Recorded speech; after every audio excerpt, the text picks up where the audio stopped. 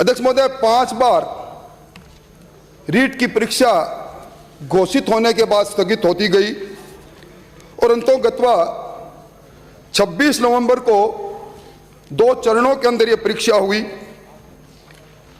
और 26,51,000 अभ्यर्थियों ने इस परीक्षा में 2 चरणों में भाग लिया। परीक्षा के प्रारंभ से ही सरकार ने पारदर्शिता का नगाड़ा बहुत जोर से बजाया। 30,000 सीसीटीवी कैमरे लगाने की बात कही, सुबह 6 बजे से शाम के 6 बजे तक नेटबंदी की बात कही और राजस्थान आवश्यक सेवा अनुसरण अधिनियम 1971 में इस रीट की परीक्षा को आपने आवश्यक परीक्षा घोषित की। रीट की परीक्षा संपन्न होते ही सरकार आरोपों के घेरे में गिरने लगी। राजीव गांधी स्टडी सर्किल, जो माननीय मुख्यमंत्री जी की सरपरस्ती में चलता है, जिसके नेशनल कन्वीनर राज्य के तकनीकी उच्च शिक्षा मंत्री भी है, इनसे जुड़े लोगों पर परीक्षा के आयोजन की जिम्मेवारी सरकार ने डाली।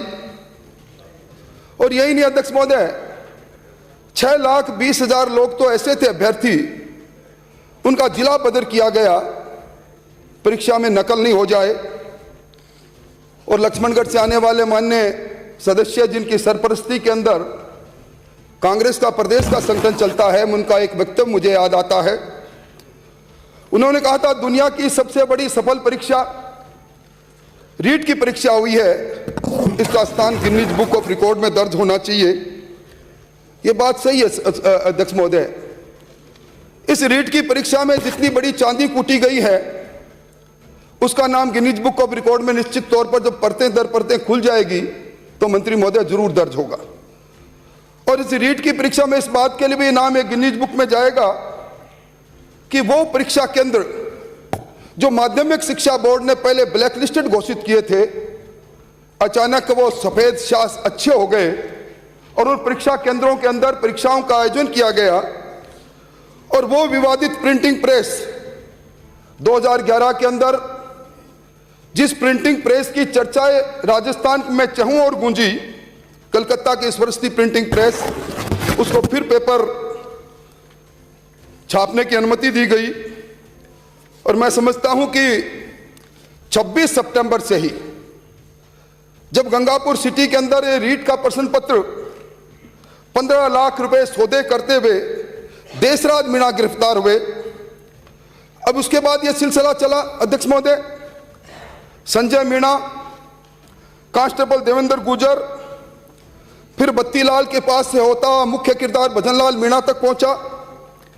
1 आरएएस, 1 जिला शिक्षा अधिकारी, 2 आरपीएस, 12 कांस्टेबल रीट की परीक्षा में गैर सरकारी सह कोऑर्डिनेटर रामकृपाल मीणा और कोऑर्डिनेटर प्रदीप पारासर, जो सरकार में नहीं पर परीक्षा आयोजन में एक एक्सपर्टीज उनके पास जरूर थी, क्योंकि पुराने सहयोगी जब कभी भी बड़े काम को करना होता है, चाहे वो काम किसी भी रूप में लिया जाए, तो उन सहयोगियों का सहयोग लेना समझदार लोग काफी लेते हैं। कुल मिला के अध्यक्ष महोदय अब तक 38 गिरफ्तारियां हुई है और 42 लोग कुल मिला के अलग अलग महकमों के निलंबित किए गए हैं। और रीट की परीक्षा के 1 माह बाद जब ये पूरी बातें चली, मैं धन्यवाद देना चाहूंगा मुख्यमंत्री जी को। अचानक एक नए जाने कौन से सलाहकार ने सलाह दी, और मेरी निगाह तो सिरोही से आने वाले मान्य सदस्य की तरफ जाती है। उन्होंने माध्यमिक शिक्षा बोर्ड के तत्कालीन अध्यक्ष डॉक्टर डीपी जारोली को निलंबित किया। अध्यक्ष महोदय, यह षड्यंत्र का आगाज बहुत पहले से हो गया था, ताना बाना बहुत पहले से चुना गया। अलग अलग स्थानों पर परीक्षा के अंदर जो आयोजन की प्रमुख भूमिका के अंदर राजीव गांधी स्टडी सर्किल से जुड़े हुए लोग, उनके जिला के कोऑर्डिनेटर, वो सब आए। और अध्यक्ष महोदय, विडंबना इस बात की है कि अब एसओजी की जांच ने एक बात स्पष्ट कर दी, रिकॉर्ड पर है, कि रीट की परीक्षा से 1 महीने पहले 5 करोड़ रुपए के अंदर यह प्रश्न